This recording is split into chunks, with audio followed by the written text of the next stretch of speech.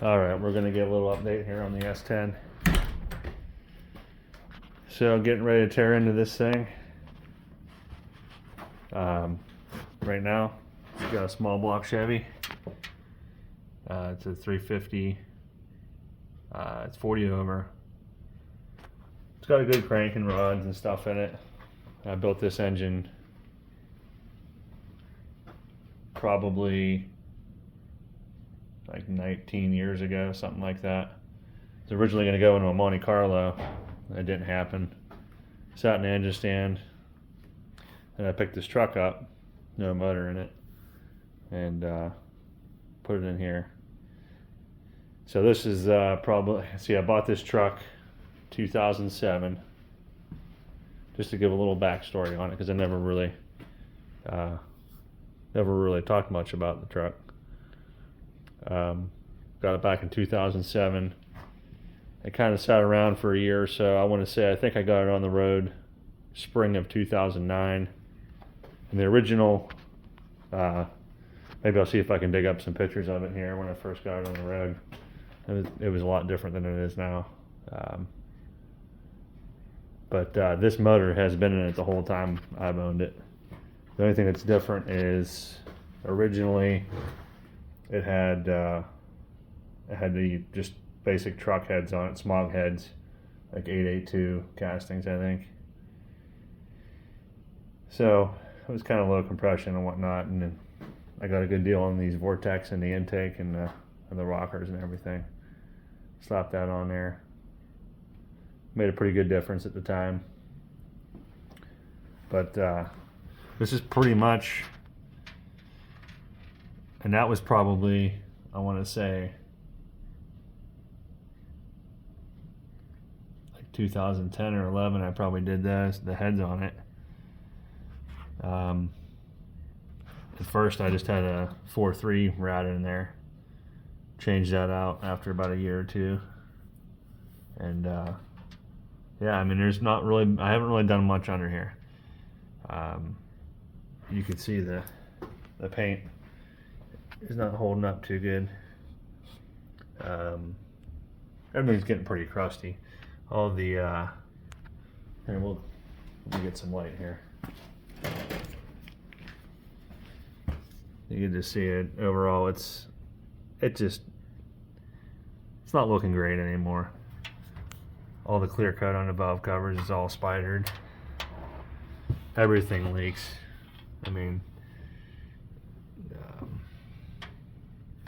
but the main reason this motor has to come out, no matter what I do, is, you know, even if I decide to keep this motor in here, the oil pan's trash on this thing. There's other things leaking too, but the oil pan is basically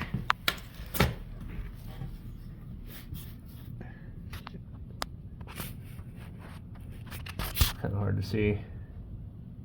But the rear main's leaking. The oil pan, I know for sure, is leaking, because when I first put this motor in, I didn't have any money, so I used the only oil pan I had that would fit. And it was an old, I don't even know what it was off of. And I'm not gonna lie, I had to patch it with some JB Weld. So the fact that there's any oil in it at all is pretty impressive. But long story short, this motor has to come out. It needs an oil pan. And, you know, I get to thinking, it's, you know, just for something different. I've had this LY6 6-liter here for years. I'm not going to completely uncover it. It's just a bare block right now. You can look back, and there's some really old videos on my channel when I tore that thing apart, but it's a questionable block. It had some rust, you know, some water in the cylinder, so I dingle ball honed it, and well, we'll get a later video on that when we put it together, but it's not perfect. But it's all, like, I have everything for it, so I kind of want to put it together, and if it's junk, it's junk. Just leaving it sitting around ain't doing any good. I'd like to kind of test it out. And over the years, so that was back in 2018 when I got that, and I just collected parts over time. I didn't really have much Um, you know, I wanted to go cheap as I could, so I mean, I got just stock replacement MLS gaskets, got new lifter trays there, head bolts, and you know, this is where everyone's going to get on my case, but it's going to be carbureted because I got this intake I think for 120 bucks. It's barely used. I got the MSD controller I got it on Amazon. They screwed up a price and it was like $110 or I forget what it was. It was even less than that. I think it might have been like 75 bucks on like a Black Friday deal. And I bought it and then they denied it. And I called customer service and they honored it because I mean that's the price it was selling for. But that was, Amazon doesn't screw up like that anymore. We're talking, this is like 2018 or 2019. But I really lucked out on that. I got that for, I can't remember how much it was. It wasn't much. I know it wasn't much over 100 at most. But anyhow, so the thing is, people are gonna roast me for not putting fuel injection on it. Here's the thing. All right, so I got that. I only have not much more than $200 in that whole setup right there. I already got a good Street Avenger carb. I already got good throttle cable and turn spring, all the brackets and everything. It's all good stuff. Some of this stuff is not that old. I recently did all this stuff. And the thing is too, it's like, I'm not, budget-wise, I'm not changing the transmission. And I like to have a kickdown cable. You don't have to have a kickdown cable on a turbo 350, but, well, some people say you probably should, but I like to have it on there. It's there. So, it's a little harder to do when you start going fuel injected. Now, if I had the money to go, do a manual swap or go with a 4L60 or 4L80 or something like that, but it just starts snowballing. So, okay, now I'm going to make it fuel injected, even if I use factory fuel injection, now I got to probably do an electronic transmission. I got to make a wiring harness or buy one. Starts adding up when I can just basically, I could just put basically the stock fuel pump, electric fuel in-tank fuel pump in this. It's got a blazer tank in the back now. I did that. I think I got a video on the channel just me going over this, but basically I did a blazer tank swap on it.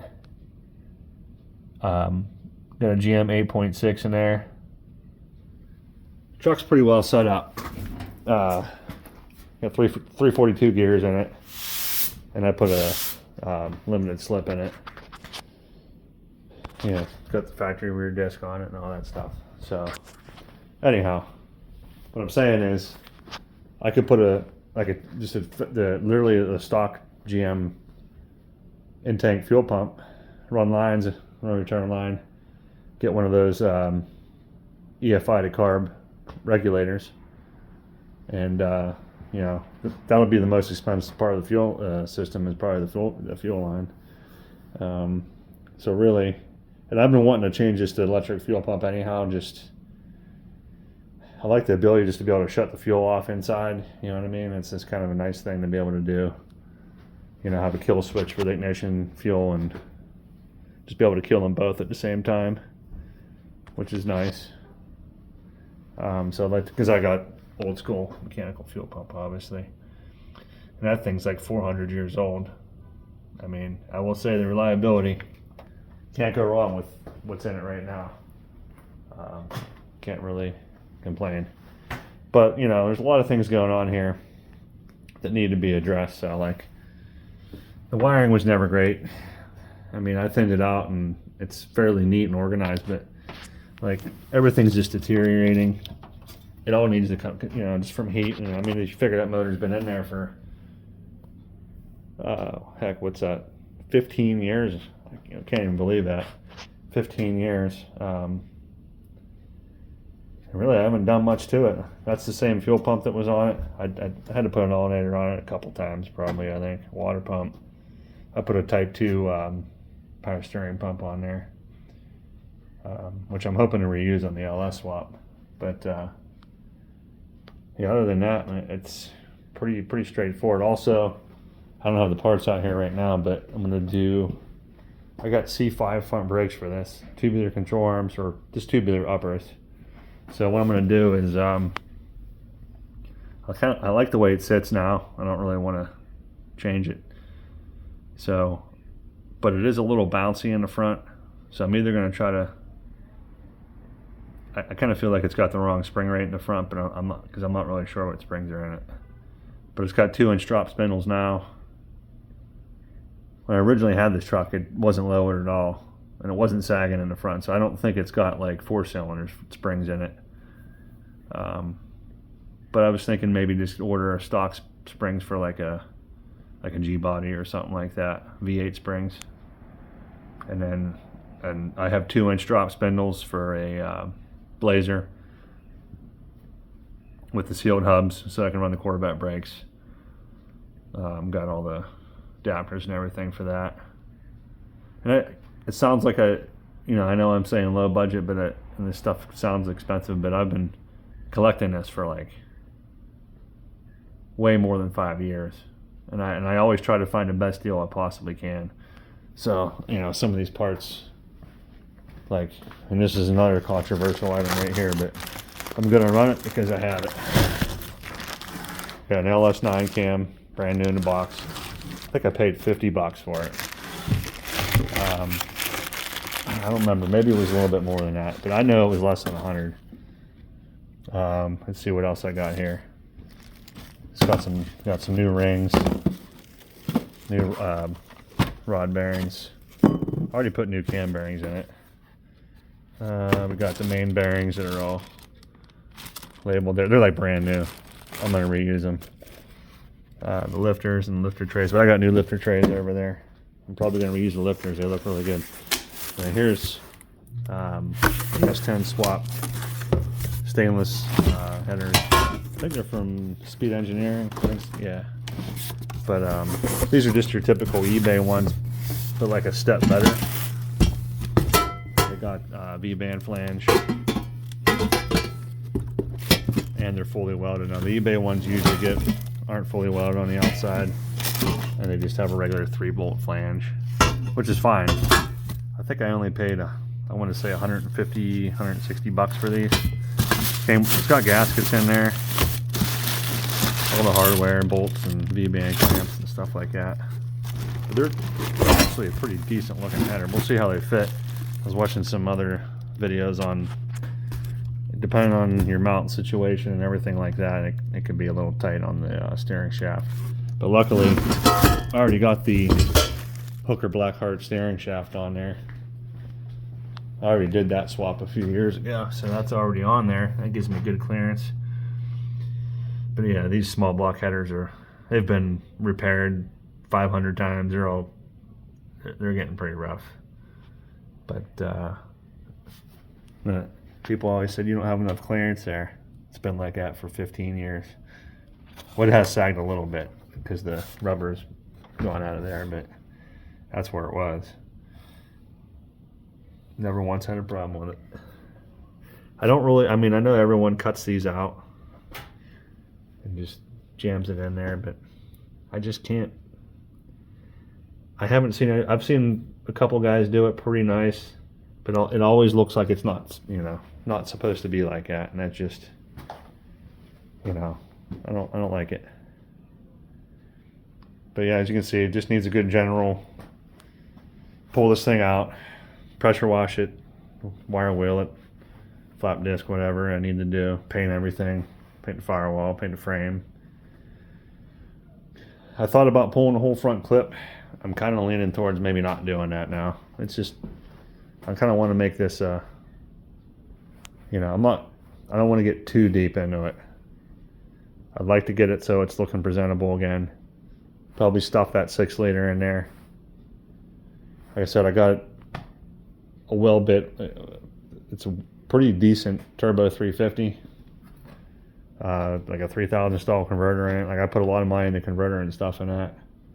It's pretty fresh yet. It's probably only got like 5,000 miles on it, if that.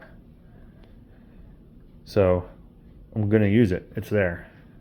The only thing that's gonna change is the engine, pretty much, and the oil pan that I'm gonna use. I'm gonna try one of those eBay oil pans. Yeah, we'll see how it goes. This is kind of an experiment because you got to figure that engine. I got like in an entire long block. I have like $150 plus some new gaskets and bolts and stuff. Still, I don't have much. I don't have much to lose on it. It may or may not be junk. So like, who cares? It's more like an experiment, just to kind of see if it's any good and see what happens, basically. So. Yeah, that's where we're going to stop for now. I just wanted to kind of give an update on it. I also picked up a Gen 1 dash for this thing. I'm not going to do that swap this year, I don't think, because I'd like to rewire the dash, and I'll probably touch up the wiring again underneath the hood, like the bulkhead and stuff like that when I do that. So basically the rewiring I'm going to do under the hood is just like the battery and the fans and ignition and stuff like that, and I'm probably going to leave everything else alone for now. Just clean it up, put some new lume on it, like it's all just, you know, 500 years old. So yeah, I think I'll stop the video there for now, and we'll pick it back up here when we get ready to pull this motor out. Let me know what you guys think. I mean, should we just pull the small block out, freshen it up? It doesn't have very many miles on it. It just leaks everywhere. Of course, I guess a small block Chevy, if it's not leaking, that's when you gotta worry. But yeah, let me know what you guys think. I know that some people, I mean, I like small blocks, and I really don't think that 6-liter with an LS9 cam is gonna run better than this. It might a little bit. I mean, this thing already revs to like, I mean, it easily revs to 6,500. So I don't know. I know this thing makes about 300 wheel horsepower. I had it dynoed years ago, but it probably still makes that. I figure the 6-liter, you know, I got the LY6 has the square port head, so that's good. LS9 cam is going to be a higher rever as far as the power goes. It might make 400 horse at the crank, you know. So I might pick up 40 or 50 horsepower maybe, or it might not. It might start up and blow up. I don't know. But anyhow, I think that's it for now. We'll pick back up here. One thing's for sure, that motor's going to come out, and we'll go from there. All right, thanks for watching. We'll update you here soon.